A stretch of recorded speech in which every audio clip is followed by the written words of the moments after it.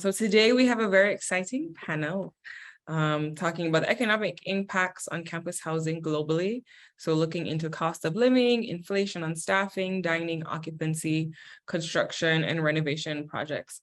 And our session today will be recorded, which is great. So we can share out with folks once we get finished. So I am going to introduce our lovely panelists who have joined us today. So just give me a moment to do that. And firstly, we have Dr. Aber Mustafa. She currently works at the University of Tennessee, Chattanooga in the US as an Associate Vice Chancellor for Enrollment Management and Student Affairs. Dr. Mustafa has spent most of her career advocating for students and operationalizing policies, services, programs to support our students. She's passionate about leading organizational change and developing strategies anchored on student and staff well-being. Secondly, I have James Greenwood. James is the head of residential life at the London School of Economics and Political Science, taking the strategic lead for all aspects of community building and well-being support. James is also the United Kingdom ambassador for Kuwait. And then thirdly, we have John Schoolin, who will be joining us in a few moments, hopefully. And John is the CEO of Stag African, which is a group of company that focuses on property development and has specialized in student accommodation since 2008. He's responsible for identifying student accommodation opportunities and securing investment. He has 38 years of experience as an entrepreneur in property development and construction, and 14 years of experience in student accommodation. All right, so those are our three panelists. Just to get an idea of who's in the room, do you mind just sharing in the chat quickly, where in the world you are, and what is your role as it relates to residential life? Just so our panelist knows who's here today.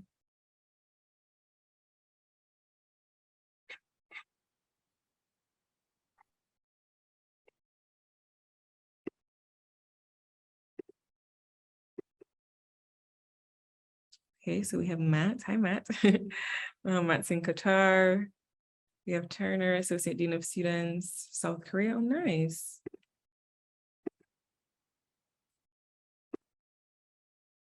We have Awad. Hi, Awad. He's in Saudi Arabia, residential life specialist.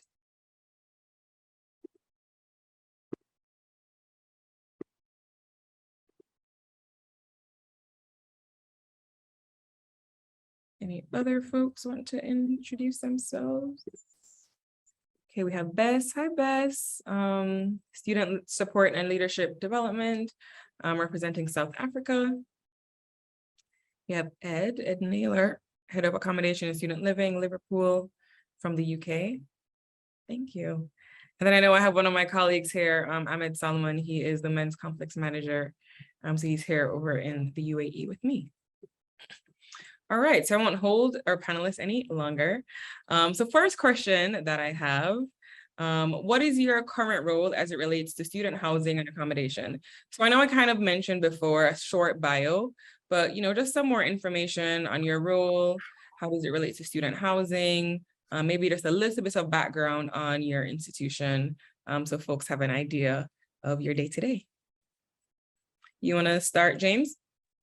Yeah, I don't mind starting. So as you kindly introduced me, Abigail, my role is head of residential life at the London School of Economics. So I get quite involved with community building, wellbeing support, but also I work with our senior leadership team to set our kind of strategic vision for the future of what residency should look like across LSE. LSE is a public research university, so we're located in central London, and we were founded back in 1895 by the Fabian Society, so lots of history. We are ranked in the top 5 universities in the UK alongside Oxford and Cambridge, and a large percentage of our students are international students. That's around 70% at the moment, which represents about 155 different nationalities across our school, so an incredibly diverse, rich school. I've worked in this area for about 10 years at various institutions where I've built up different award-winning student experience programs. But outside of the LSE, I also get involved with QOI. So I help with the Global Ambassador Scheme. And I'm also chair of the UK's Residential Life and Student Experience Groups, which is part of QBO, which is, I guess, is the UK's mini version of a QOI, but we do have thousands of members as part of that group. And I guess through these networks, they're really important to me because I get to have discussions like today, and I get involved with lots of different student accommodation related matters, both in the UK and internationally like today. And I really care about ensuring students get the best quality accommodation possible at a really reasonable cost. That's me. Thank you, James.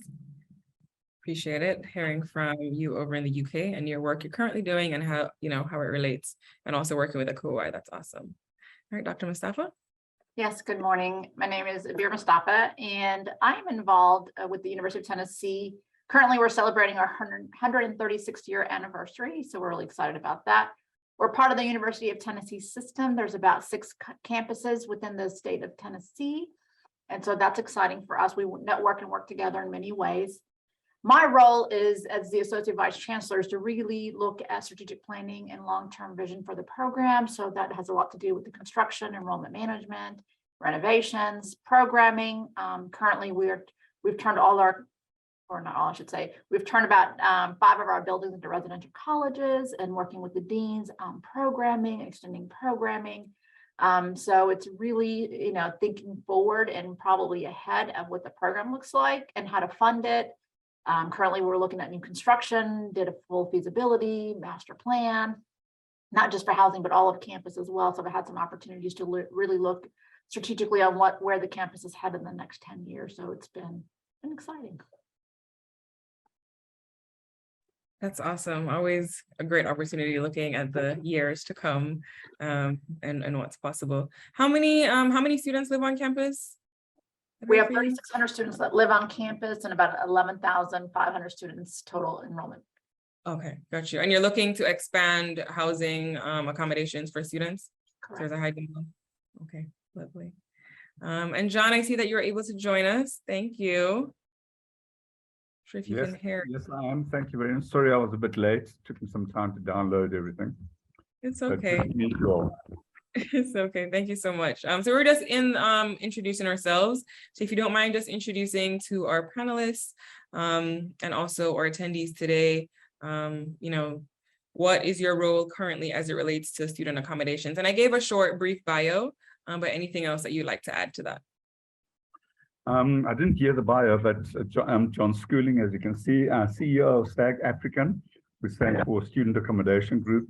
We currently building residences for universities on their campuses, as well as privately on our own land that we own.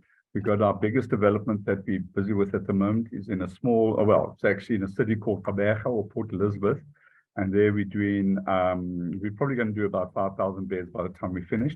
The university that we'll be servicing is Nelson Mandela University, and they have 28,000 students, and they have a demand for 20,000 beds each year, and they currently have 3,900 on campus, but they've accredited 12,000 as a private accommodation, but a lot of that's fairly far away from campus, up to 7 kilometers, 5 miles away from campus. So that's what we're currently busy with, and we will be starting something fairly big in Cape Town soon. Right. Thank you, John. And I guess in that realm, as we know, we are, some of us are still really heavily impacted by COVID. Some of us are kind of on the tail end from that. But in terms of student housing and demand for student housing in South Africa, John, I'm not sure if you have any insights into those numbers. Is the demand still high? Are folks still calling you like, John, we need a building, come and build? Or is it, compared to pre-COVID, in terms of budgets, things are a little bit slower? The budgets are under pressure, but the demand has in actual fact increased. A lot of our students that we cater for are from very rural areas where they have it's one thing having electricity, it's another thing being able to afford it. And if you don't have electricity, you don't have Wi-Fi. If you don't have Wi-Fi, you're not connected and you can't study. So our demand is as high as it's ever been, if not higher. The total numbers in the whole of South Africa, the research that was done in 2013 That was around about 300,000 beds short in the country. That's about at least 30%, but that's increased to about 500,000 now. Probably we're short of about 600, 700,000 beds. And that's for universities, that's not for colleges. Colleges, it's about the same number again. So we're short of about 1 million beds. And obviously, a lot of our students can't afford the true cost of providing a bed. So a lot of them are sponsored by the state and what's known as the National Student Housing Finance Scheme, NSFAS, which is a grant to families that earn too little to be able to actually afford it, that you qualify. Okay, cool. Thank you. Thank you for that insight. James, what about you? How are things looking in the UK? I guess we're not quite on the same level as John in terms of the numbers, but we have about 2.5 million students in the UK in higher education institutions, with about 700,000 student bed spaces across the UK. So there is a shortage. Specifically at the LSE where I work, we have about 4,500 beds available in central London or within zone 1 of London, actually. But we're about 2,000 beds short than what we need. So we've got a rolling project at the moment to build quite a lot of property in central London. In fact, one of those schemes will become the single biggest student accommodation building in the whole of Europe. So they're major builds. So there is a shortage. It's different city to city as well in the UK. It's slightly different. So the shortage across London doesn't compare to Liverpool, Manchester. It's slightly different. In some cities outside of London, actually, there's more demand. So I'd say there's definitely a shortage of accommodation, and universities are desperate to build them and own them themselves rather than the private providers. That's always a struggle, finding that fine balance. So yeah.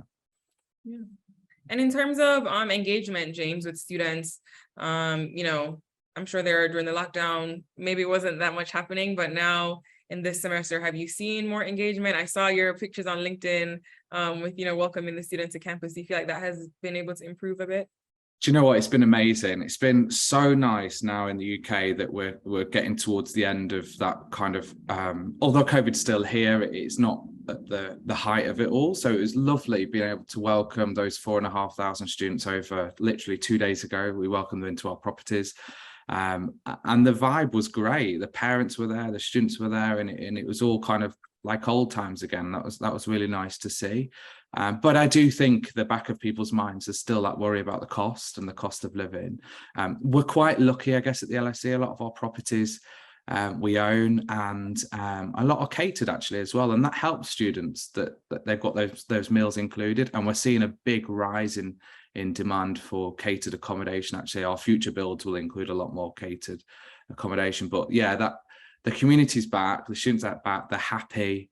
Our survey results are showing that too, that they're really happy. Some really high percentages in those surveys. So yeah. That's awesome. Thanks for sharing. And Dr. Mustafa, what about you? Well, in Tennessee, even with our private public universities, we share our data. And I will tell you, probably early as March, we turned off our returning student application. We're over capacity. Wow. And then also just locally, faculty couldn't find housing because housing increased anywhere from $400 to $900 a month on the rent side. And finding just housing availability is really strained in our market. And so people are selling houses, you know, 200% over the cost they bought a couple of years ago. And so the market, just in the real estate market alone, and Tennessee's been, especially in Chattanooga particularly, has been extremely tough. We've had faculty that have turned down new positions because they couldn't find housing or affordable housing in their positions in the market. And so for us, we did not do overflow housing. This is the first year we probably didn't do overflow housing because the market was so tight. And for our first year students, we have a live-on requirement. And so that's probably about 2,200 beds that we require for our freshmen to live on. And we do have, you know, waivers for them. And probably all the way through opening and past first week of school, we still had students applying and coming to housing, trying to find beds and willing to live in our lounges. You know, when you try to do the overflow housing in your lounges, nobody wants to live in your lounge. Well, they're like, I'll take a lounge. And I was like, okay, that's interesting. And so just our partners, our sister school, UTK, University of Tennessee, Knoxville, did overflow housing. They took about 500 beds at a hotel. And so most of the schools in Tennessee are at capacity or overflow currently, and it's been tough. And so that's why I think with us we're currently looking at a new building, just finished the feasibility study and design on the new building. So I just don't know when it's going to come off the ground because of the COVID cost, which I'm sure you'll get to. But yeah, it's the demand is not just for students, but also faculty, staff are having the same struggle trying to find affordable housing here in Chattanooga. No, that's awesome. And I remember my time in the US, and it wasn't always the rule, but students would be like, oh, it's cheaper for me to live off campus. Sometimes, but now I think we've seen a shift in that, where it's definitely cheaper to live on campus, which is great, or students are able to get that experience on campus. But also a little bit frightening to think about what happens when they graduate, have a job and can't even afford, to get a place of their own on that transition out. So hopefully we see some improvements with the housing market globally. And in terms of, engagement, Dr. Mustafa, with students, how has that looked now in terms of COVID and within the halls? Any restrictions? And so for us in Tennessee, legislation drove a lot of that policy for us. And so even when people were isolating and quarantining last year, we didn't do any of those. The legislation said you can't require vaccination, and you can't require masks, and you can't stop people from showing up. So the students have been engaged thoroughly, but this year we've seen them in greater numbers with our Welcome Week. We had homecoming last week. We had over 10,000 students showed up to the football game, which is a larger number than we've ever had. And so they're out at every event. They want to be seen. They're showing up to classes. And you look out the window and you see this flow of students all the time. Even pre-pandemic numbers, I don't think they were this engaged as they are now. I think they understand what it means to re-engage, and they're enjoying the social aspect of it. And then so our dining partners are like, we've run out of food. We typically, historically, at move-in weekend, we made 500 meals because they're with their parents and they're out. They ran out of food the first 2 hours, and they had to really prep and go back to the dining and increase those numbers significantly because they've not been able to figure out what these numbers are going to be. And every day I hear from students, hey, the dining hall's out of food. I'm like, it shouldn't be out of food. You got a meal plan. And so right. We have a third party vendor. So we're having these conversations as we've got to be more prepared. These numbers are not what we're normally used to trending, because we don't want to have waste either. And I understand why they're doing it. But at this rate, they're eating us out. Which is a good problem to have once you're prepared, right? Exactly. We have a food pantry on campus. Our food pantry is being utilized significantly by students because of the cost that's with inflation costs. So our donations are up, but also our pantries are being used significantly. We've put mini pantries throughout campus to assist students after hours to pick up groceries. So that's also being utilized at a higher number than when we were normally used to seeing. Gotcha. Thank you. So something I'm going to go into is a topic that I'm sure a lot of us have been having conversations with our departments as we see a shift in human resources globally, right? So we see it in education and almost every other field, I'm sure, as you talk to family and friends. So with regard to staffing for student housing, what are some of those trends looking like? Like which level of staffing are you seeing the most attrition? So I know in the US, and we've seen stuff on social media, heard things, but I just wanted to hear from you all. And then what are you doing to respond to those trends? And then I'll tailor the question to John to give us some insight. But Dr. Bray, if you want to start with that one. So for us, it's what you see and hear in the papers with the Great Resignation is true. And so we had probably almost 100% turnover on our RD resident director position, which is the living professional position, which is critical to the organization. Some of the things that we've done here is increase the salary significant just to compete in the market. Even then, it's a struggle. We currently have one position open. In that position, they left right at opening to take another position somewhere else, and then trying to refill that position has been a struggle because there's no applications. In our leadership position, I think we're pretty solid. So I feel good that the environment's good and nobody left in that position. Custodial maintenance has been a struggle. We have 9 vacant positions for custodial staff. So we're outsourcing that portion currently. Our maintenance staff is also down because they can get jobs at a Target at $24 an hour. I'm not paying $24 an hour. So the banks here are paying tellers $22 an hour, which is $46,500 just to be a teller. It's hard to compete with industry when they're paying such a significantly higher and they say less stressful job and, the work-life balance. So that's been a struggle for us as well, trying to get the work orders. So we're hiring a lot of contractors to do some of the work orders to help us keep up with the demand that we currently have. Even throughout. So some of the things that we're doing is campus life reports to me. So we are cross-training everybody across the units to say, we've got people that want to go on vacation at the university center. So I'm taking staff from housing and residence life to say, here's a great opportunity for you to cross-train, but also get an additional duties assigned pay. And that always, is a great opportunity for them to see other roles. With maintenance, we're cross-training our maintenance to go to the campus recreation, university center to do different types of work orders. So it's been a challenge, and we're looking at cross-training our employees and paying them currently here on campus to help pick up some of that gap that we currently have, and also using third-party vendors with the additional workload that we have that we can't sustain. Yeah. Would you say, Dr. Bear, and I mean, I heard you mention a little bit, but would you say one of the main reasons is due to funding in terms of pay, or were there other reasons that you've seen that push folks out of? I'm not necessarily sure. Are they going to other universities or different fields or? So our RDs currently, 4 of them left to go outside of higher ed. Okay. So, and that's probably based on pay and work-life balance. When you're a resident director, you're going to work over 40 hours. That's just the lifestyle of the job, and you're on call. And so they wanted that work-life balance. So 4 of them literally left the field and are literally in town, still currently here locally working for vendors or different companies, which is great, and so if that's where they wanted to head career-wise, then that's their future is turning. I follow, if you've not seen the expats in student affairs on Q or on the Facebook, and just to see what the trend is, also to see if that's truly what's happening here. And it's very similar. So I think a lot of it is pay.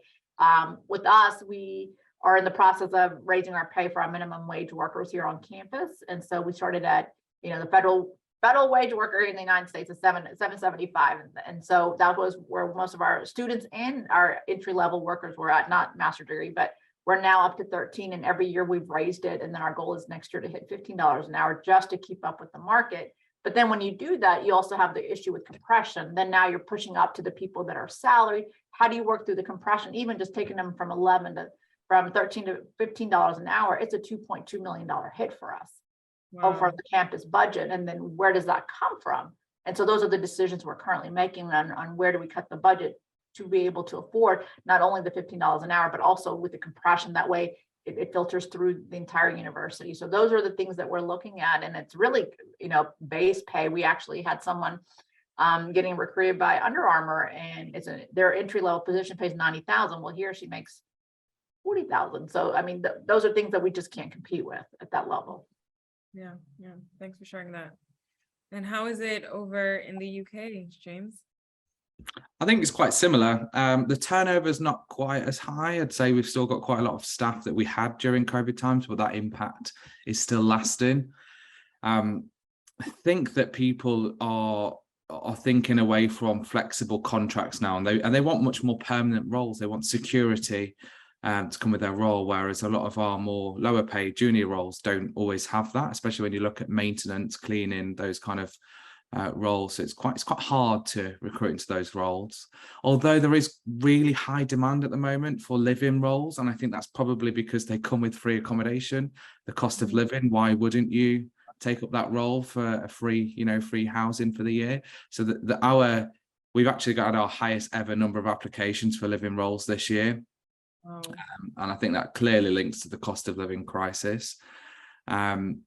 We are looking locally at what can we do better to reward, engage, and support those teams, really, to ultimately make sure they stay at the LSE for as long as possible. But it's a really competitive job market with really a shortage of good quality staff. Similar kind of things happening in the UK, where those staff that work in universities are going out into the private sector. They're getting better pay, they're getting better rewards. So we can't keep hold of them all. It's quite difficult in the UK though, because we're stuck by really structured pay scales for roles across most institutions, which is backed by unions too. the unions fight in the right way to increase those pay scales, but those pay scales are quite similar across institution to institution. Slightly different where it's more expensive in London, for example, the pay scales are slightly higher, but they're not too dissimilar across each university. So for us to dramatically change pay scales, it would be a discussion with every university in the UK to make that change too, which is really challenging, and for that to happen takes forever. So it's really hard to retain staff, and we do as much as we can, as I said, locally on a smaller level, but we are seeing people disappear. We had staff literally a few weeks ago actually in our area move and go and work for private housing providers because they will pay more, and they'll give them bonuses, etc., which we can't do to that level, unfortunately, in universities. I wish we could do it, but we can't. Yeah. And I guess, James, for you, you said you had a higher demand in terms of staffing. Were those folks who were applying, were they coming from other education roles, or just kind of an influx of folks from all over? They're actually staff that currently work in the university, so they have got a day role, and then this additional role is an added responsibility where they get the free housing. So they're already within our domain really as a university, but we've just never seen that many applications. A lot of postgraduate students too. We employ about 60 postgraduate students in these roles working in the evenings, but they get free housing, and for a student studying, you know, that's just gold really to have free accommodation. So really high demand at the moment for those places, and I think we're trying to just think about next year, how can we make that recruitment process as smooth as possible, and ensure we keep getting good quality candidates that don't just do it for free housing. Right. Yeah, that's also the balance that we need to be able to meet, right? Okay. All right, John, I want to bring you into the conversation, and maybe you can give us a different perspective when you're looking at the labor market, you know, for your demand in building new residential halls within South Africa. Are you able to gather the labor that you need? Have there been any differences with pre-COVID and now? How is that looking? From our own perspective, it's been fine. We've got very good people working for us. We've got a very high unemployment rate in South Africa, and very much like everyone else, the accommodation component is very, very important to them. But just for interest's sake, what has happened in the housing space is that our universities, some of the universities have been forced, or there was a general movement by the unions to insource every aspect of the workforce that works at universities, including cleaning, security, and all that. And that's placed an incredible load on the universities, and it's actually pushed a lot of them over the edge in terms of literally bankrupting them. So the university themselves are really, really struggling to deal with the insourcing. Some of the universities have just pushed back and said, no, we will not be insourcing, but we will pay the insourced companies or outsourcing companies more to increase the individual salaries, but they're not going to increase it. They're not going to insource, things like cleaning, catering staff, cooking, security, and all that. So someone pushing against it. We find we're okay because we're not unionized as a private company. We're paying our folks very, very good salaries, but we keep in our overhead structure. Our cost per bed is half of what it costs a university once they've done a true cost insourcing, which shows the level of efficiency that we're able to operate at versus our universities. Most of our big universities are all public, which means they're state-owned. So that's in actual fact, we were busy negotiating a contract where we would allow the university to run some of the programs, some of the functions at their cost in order to reduce our rental to the university, and they turned it down flat because they said obviously their costs are double what our costs are, so they prefer us to manage and operate and run it. So our universities are really struggling, but we've got a massive unemployment in South Africa, running around about 35%. So finding good staff is not easy, but it's not impossible.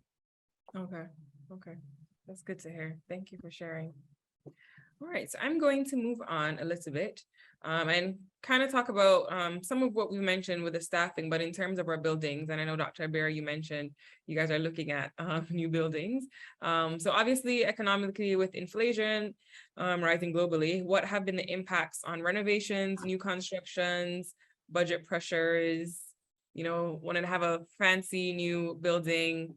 How is the money looking in terms of that?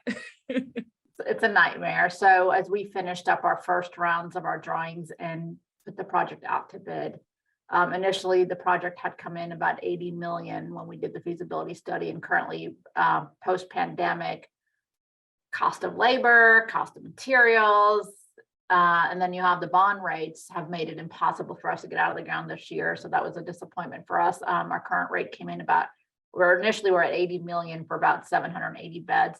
And currently that same cost or the same budget that came in after we had finished the design phase was about $110 million. So that was a significant hit. One of the decisions we made as an institution and me personally was we're not going to build on the backs of our students. We're not going to pass down the cost to the students. So at this point, we've paused that and really looking at the renovation side of it, even though with labor costs still high, cost of inflation is still high.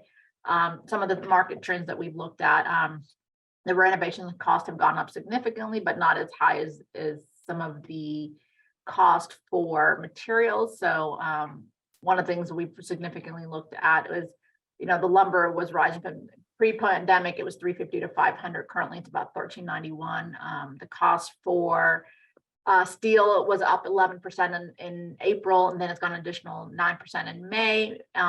We're paying 50% higher for steel. So it's really trending what the market is and the cost is. So that determines what project we're doing. And so that's been a different strategic planning, is to see what the cost of material is based on what project comes out of the ground. So we really are looking at renovating some of our older facilities to accommodate, because right now, looking at the total cost of construction versus renovation is probably slightly cheaper and more accommodating for our students. How do you add extra beds? That's been a challenge. We came out in 2018, we put 600 beds on this campus and still had a wait list of students waiting to get into housing. And so we probably need probably about 3,000 beds before I think that wait list goes away. We don't market to our returning students, only for the fact that we can't accommodate our returning students. It's been a challenge. I think a lot of that is, you know, we are self-funded auxiliary here, which means we get zero state dollars, zero funding from the university. Everything is based on our rates. You know, by the time you pay your debt, by the time you pay your employee cost, and then by the time you pay for all the programming, you know, you do have, and then you have a debt covenant ratio that's required to put in the reserves to maintain your future building cost. It's been a challenge. It's been a big challenge for us. And here in Tennessee, the state, we put all our rates and revenue, any request for increases must go through the board. And they typically do not let you increase your rates annually. You're lucky to get it 2 years in a row, because the cost of attendance is huge here. They have a Hope Scholar. The first 2 years students can apply for that. So most of the students coming out of Tennessee are zero debt to no debt or low debt of cost of attendance. And I think that's why a lot of the students from Tennessee don't leave out of state, is because of the cost of attendance. And that's very mindful, where you don't want to have tuition on one side, your housing and dining higher than your tuition, and that doesn't make sense. So it's been a challenge. We've asked students, you know, are you willing to pay this rent? They're like, absolutely. But that's not the decision that the university wants. I don't want everyone to be like, oh yeah, I cost more than tuition, come on down. And so because of that, I think it's sad, but you know, going through the whole design phase to sit down and take a pause to say, at this time, we're not going to build, we're going to wait until the market settles down. Yeah. And I think you mentioned you're 135 years this year. Did I get it right? 136, yeah. 136, yeah. So in terms of your buildings, are these older buildings or have they been renovated in a while? And so we have buildings from 1960 and on. And so the newest building is 2018. Our traditional apartment style is what we have here, which is unheard of, because most housing is double loaded corridors with community bathrooms. We don't have any of those. Every student has pretty much a single bedroom, which they absolutely love. And so when we built the newest ones with the suite style, the students hate it. They're like, put a wall up. They're not having that here. And so it's really, if you look at the trends in Tennessee, and if you ask the students why are they attending the University of Tennessee, the first reason is, location. The second is housing. So if I'm on the top 3 reasons why they come here, at some point we've looked at a P3s. It was something that the university reviewed, and at this time decided that because it goes on our books anyway, there's no benefit in going to a P3. Everything on the south side apartment style, which was still built by the foundation, is going through a full renovation now. We're on building this summer, we'll be building 4 and then building 5. So 5 buildings will have gone through a complete renovation. So that does help us with maintaining the looks and the feels of the construction and the floors. And so replacing all the MEPs, which is significant because that's the impact of your cost of utilities and water and electricity. So all that's been renovated. So that's going to help with some of the costs. So that's being done currently with the renovations on the North Campus, which are state buildings. It's a little bit more rigorous process going through the state contractors versus the South with the foundation. You have a little bit more flexibility. We're able to do some work this summer, and we're in the process of putting up a basketball court for the students. When we did the feasibility, it was $250,000. When we put it out to bid, it came in close to $500,000 for the same basketball court. So it's really impacting, even student programming when we're trying to create, places for students to do stuff. Yeah, thank you. Thank you for sharing that. What about you, James? I guess quite similar things. We talked earlier actually about that trend of students over a few years ago. They chose the private sector. They wanted to move out. They wanted their own accommodation, whereas we're definitely seeing that change now of students wanted to live in our accommodation because it's cheaper. There's security there in terms of energy bills, etc., for the year ahead, and the catered, which I talked about. But in terms of the builds, I think that we've first of all still got ongoing impacts from COVID. A lot of our projects were put on hold during COVID because of spend, and we didn't want to worry about that. So there's caps on spend there. So we're already behind on some of these build projects that we should have been near completion really by now, which is quite worrying for the school. We did see a bit of a rise in developments, especially in the private sector, which is starting to slow down slightly now in the UK due to the cost of materials and the labour costs as well. We're similar. We're a self-funded entity within our division department at LSE. So residences and catering funds itself. So we've got our own budgets to worry about and our own operations and developments. Although the school and the wider university have a strategy where they'd like to offer every first year a place in residences within the next few years, we don't have that space. So we will be pushing ahead with our developments at LSE to build some major builds. As I said before, one of the biggest halls, hopefully in Europe, once it's completed. And these aren't small builds. I think the LSE is quite lucky that we've built up a cash reserve for some of these projects, but we will be looking at different funding models of how they might work. They're not cheap. We're talking about £600 to £700 million worth of expenditure for accommodation. So this is major money. And building in London itself is difficult. Land in London is hard to get hold of in central zone 1 London. It's almost impossible. So that's another challenge that we have. But numbers are going up in the UK. The private sector alone are reporting about 100,000 additional beds across the UK in the next year, although some of the reports are saying it's more likely to be around 50,000, but it's still a lot of beds. Yeah. We do have local issues in the UK that impact some of our builds. So there's ongoing issues from the Grenfell disaster a few years ago in the UK, where we've got cladding on some of our buildings, and there's new rules and regulations that we have to follow now. Some of our buildings still contain that cladding, and there's still ongoing projects that are multi-million-pound projects to remove and replace a lot of that cladding.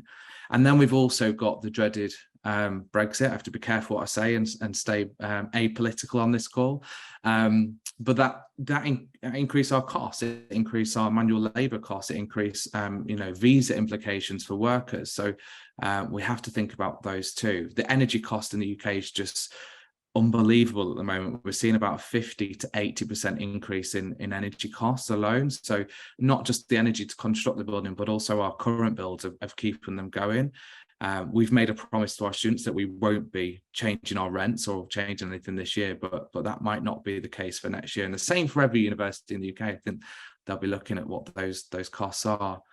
So I think it's a bit all over the place really in the UK. It's not quite settled. I think, you know, give us probably a year, 18 months, and things might feel a bit more settled, but we will be continuing locally at the LSE with some of our major builds. Our student maintenance loans and grants, as was just discussed by Abir there, don't actually cover the cost of our students studying at university. So a lot of our students have part-time jobs or scholarships on the university to afford to live in housing. So it's a tough one really, but we will continue ahead. A lot of our accommodation is single occupancy too, which seems to be a trend at the moment. Students tend to want that single occupancy, especially where we've got nearly 70% international. That seems to be the trend, although we are seeing a bit of a rise actually in terms of the cost of living, that students do want to share rooms, twin or three people in a room to save money, and you know, that does reduce the cost. So that's where we are at the moment in the UK. Gotcha. Thanks for sharing. As I said, there's many different impacts for you, not just economically, but you said politically, and then, you know, environmentally. So definitely hope for some stability in the near future. John, turning over to you on, I guess, within the construction realm. So as Abir mentioned, you know, 2 years ago, her project was 80 million. Now it's 110. If you could give us some insights, I guess, into, you know, raw materials and how that is impacting what, you know, schools are going to be able to do for the near future. What is that looking like on your end? Yeah, Abigail, student accommodation has always been unaffordable in South Africa. It sounds like it's the same case everywhere. So we've had to look at it all over again and start from scratch, and really start from almost from a zero base, or from absolutely first principles. I attended a QI course probably about 7 years ago in Stellenbosch in South Africa. And at that course, we had a very, very good group of architects from the USA, and they were really, really focused on student accommodation. And I remember one of the comments that one architect made. She was the lead architect in their presentation side. And she said that for you've got to guard against every single square inch, she said. You cannot have any wasted space at all in getting it to the point where it's going to be affordable, because every square inch, in our case, every square meter that you waste, you have to pay for one way or the other, and you've got to recover it. So what we did, we also to a large extent been governed by a thing called the minimum norms and standards. And the minimum norms and standards that the Department of Education have instilled and insisted that new builds comply with are quite, well, they're very, very, very expensive and unaffordable. So what we've done is that we've gone completely against the grain. And instead of saying, well, how much does it cost? We started the conversation of how much can a student afford? And we've designed accordingly, but within the context of the minimum norms and standards. So believe it or not, by using what an ex-South African refers to as the first principles, we start at zero and work our way up. And we've managed to reduce the cost of construction and delivery by as much as 35%, but at the same time being able to provide everything that is required by the minimum norms and standards. So we build apartment style living, self-catering apartment style living. We have 8 students per pod, very much like the trend that we've been following. We're managing to reduce the cost. This development that we are going to do in Port Elizabeth, and Kabeja, it's called now, new name, that was going to cost 125, or would cost a normal developer $125 million. We managed to reduce that to $75 million.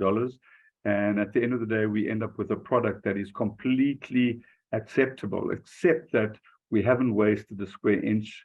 We reduced the total wall area by 28%, the total material used by 30%. So we're really using innovation and simultaneously green technology to reduce the cost of providing it. Most institutions or most people say that if you build sustainably or you build green, the cost goes up. We found it's not the case. So I think the approach that we've adopted, where we take affordability as our point of reference and zero costing as our starting point, we find that we've been able to really reduced the cost quite dramatically without compromising quality. And we're looking at South Africa, in our minimum normal standards, that's 2 people per bed, notwithstanding the fact that we're short of 500,000 beds. But we're now having a lot of interaction with the Department of Higher Education and Training and saying, listen, when it's not affordable, it's a norm to have 3 students in a room, if you can create the rooms correctly. So we're looking at quite a lot of innovative ways of looking at providing what students require, but not necessarily in a room. Again, I keep on referring back to Akuai. A lot of what we are applying are principles that we've learned from Akuai. I mean, we've made it, our Bible is the 21st Century Project, the book on the design, and the courses that we've attended, Akuai courses, and the philosophies and the principles and the thinking that are applied by Akuai, we've adopted.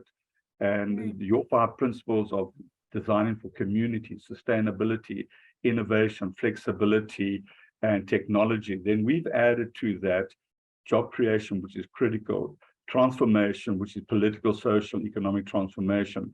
And then we've said operationability. So what you design must be operational. So that brings other green elements into account. And then the affordability, which for us is almost the starting point. Because if it's not affordable, it's not going to happen. Right. And affordability we obtain through optimal architectural design and product innovation. And then of course the application of first principles. And when we put all that together, we surprisingly enough are able to get to where we need to be. However, if we were to start, like many of our developers start, was how much has it historically cost? Okay, that's unaffordable. Let's try and bring the cost down.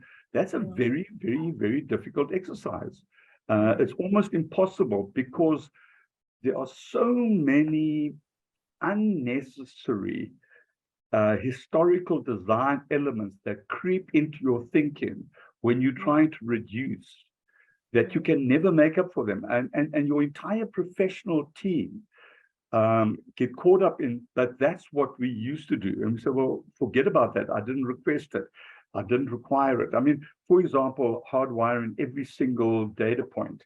It's one university specific requirement because their intranet, they don't want it to be in any way jeopardized. But that is a specific university's requirement. And now we're suddenly having everybody design in according to that. I'm saying, but that costs money and we don't need it. We want Wi-Fi. We don't need it to be hardwired. Wi-Fi is perfectly okay. Modern Wi-Fi can cater for that. You know, so it's a very difficult process to get everyone to think about it. But as long as you've got one champion in your organization, in your university, or in your property development company like ourselves, and that role 2 or 3 of us have taken on, that we will reduce the cost without compromising quality. We've been able to do it. Again, our universities are remiss in that any shortfall, because a lot of them are public, they simply go to the fiscus and say, please subsidize, please subsidize, please subsidize. And that's too easy. That's just too easy. And where historically we've been able to afford it as a country because we were running budget surpluses. Now suddenly everything is coming down, crashing down on us. Our cost of power exactly the same as you, going up by 35% next year. And our cost of construction is getting out of hand as well. And the government no longer able to subsidize everything. So that's where we believe we're going to have a competitive advantage, because we've been thinking of affordability from the first minute. Because we're property developers, we don't start from what does the market want, but rather what can the market afford. And we've designed according to affordability, and it's worked. And as I said, and I don't want to repeat myself, but it's worth repeating, is that we haven't had to compromise on quality. The cost savings are the elements that you don't actually need. Right from the thickness of the walls that we provide to the size of the dead space that we create. So we got 0 dead space. Every single square inch. We took the Kuai architects guideline that said every square inch is critical. So we design our buildings taking into account the minimum normal standards, your principles, our principles, and we end up with a product that works. And that's how we managed to. And if any other university ever need me to try and help them start that process and start that conversation, It's doable. I promise you now, it's doable. And look, in London, I understand London is a different story. Land costs there are just crazy. And building a building in the middle of the city where you have to transport huge quantities of material to and from the site, it's crazy cost. So one of the big things that we've designed out of our system is waste. Because previously we found that we had up to 25% of the bulk material that we brought onto site was remanufactured, and then 25% of it was taken off site as waste product. And we've reduced that to about 2.5% to 3%. Now in London, again, when you're transporting all that material to site, you apply it and you have to take 30% of it or 20% or even 10% away again. That's a huge, huge, huge cost. I mean, just the environmental cost and the transport cost will kill a project. You could save 10% just on waste. Anyway, so there's a million tricks that we've learned that we're applying, not least of which because of Kuai. So thank you for that, the Kuai. Well, thank you so much, John. I appreciate that. And I think it's great for us to hear the perspective on your end, from the property development standpoint. Because sometimes, I know for me, I'm like, why can't we just do it? But it's, it's beyond a why. There's so many, factors that play into it. So thank you. All right. So as we kind of wrap up, I just wanted to give an opportunity for anyone in the chat to ask any questions to our panelists. So any questions based on anything anyone said today, you can feel free to unmute or just write in the chat. All good from our side. Thank you very much. Any questions from our attendees for our panelists? Yeah, Abigail, I'll just, not so much a question, but just a comment, just to thank the panelists. I mean, I think this is a great conversation and really insightful in terms of just seeing the commonalities, the forces that are impacting each of your locations, kind of starting maybe from the pandemic, obviously, but economic, and then also connecting then to the student experience and also student behavior, market behavior, I guess, as to how much they want to live on campus now, and the factors that are influencing that. And then, the innovations that are resulting, how are we responding and shifting, whether it is pay rates for employees to how we do construction and all of that. So just appreciating the diverse perspectives and lots of good points of wisdom that came out of that. So thank you. Yeah, thank you, Matt. And Barbara, you can go ahead, unmute yourself. Yes, hi everyone, thank you so much. And I really appreciate the discussion. I've really appreciated what I've listened to.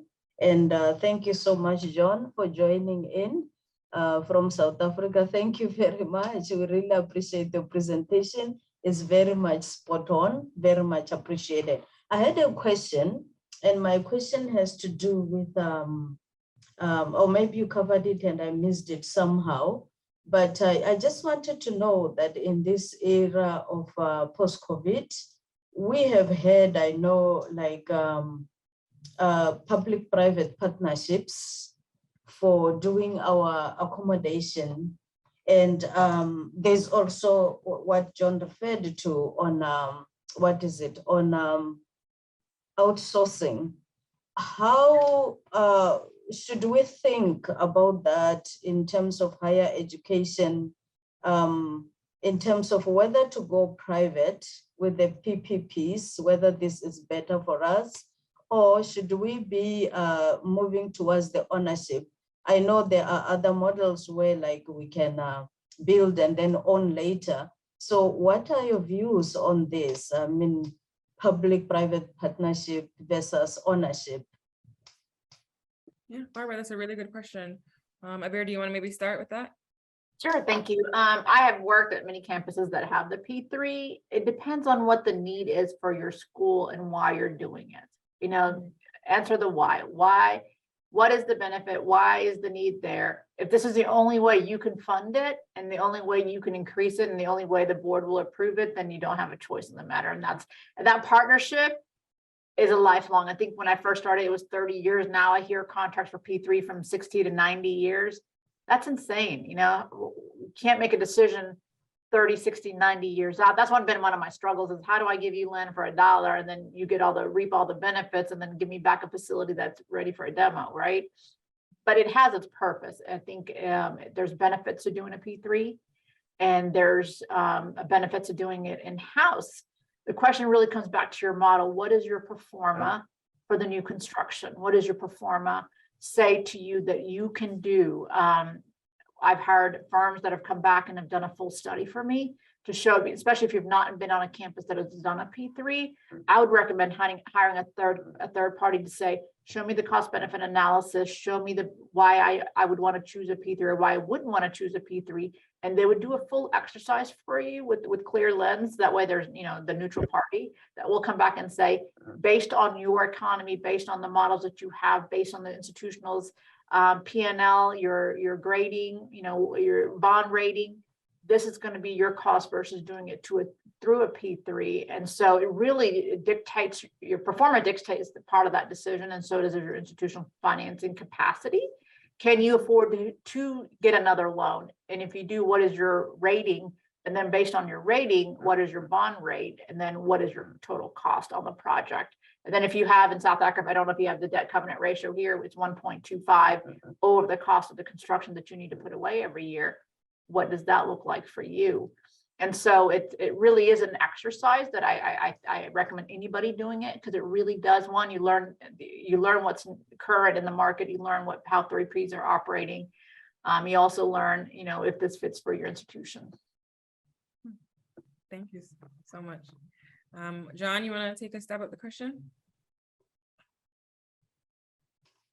Wow, that's a very, very good question. Of course, it's completely, I think a large part of it is budgetary. Can you afford to build it in-house? If you can't, you have to look at alternatives. And there the PPP can work. In South Africa and a lot of African countries, the legislation around the PPP is very, very difficult and very complex. We have something else there, lease to own. So we build design finance, build, operate, transfer after 20 or 25 or 30 years. Something interesting. So yes, we've done it. It works very effectively. We've done 4 at Stellenbosch University. The development that we're currently doing, we've offered it to Nelson Mandela University on a design to own. We'll operate it and design finance, build, operate, transfer it at the end of the period of time, either 20 or 30 years. But something interesting has started to raise its head, and that universities are sometimes starting to say, and I think quite rightly in a way, if I'm thinking of purely from the university's perspective, is that if your costs through insourcing a lot of your functions are becoming so expensive that you can't actually afford to own the building, then that's what we commonly believe is an asset could turn out to be a liability. In other words, it could cost you more to own it than to either lease it or just to leave it in the private sector. So that's a new consideration that I'm starting to have to deal with.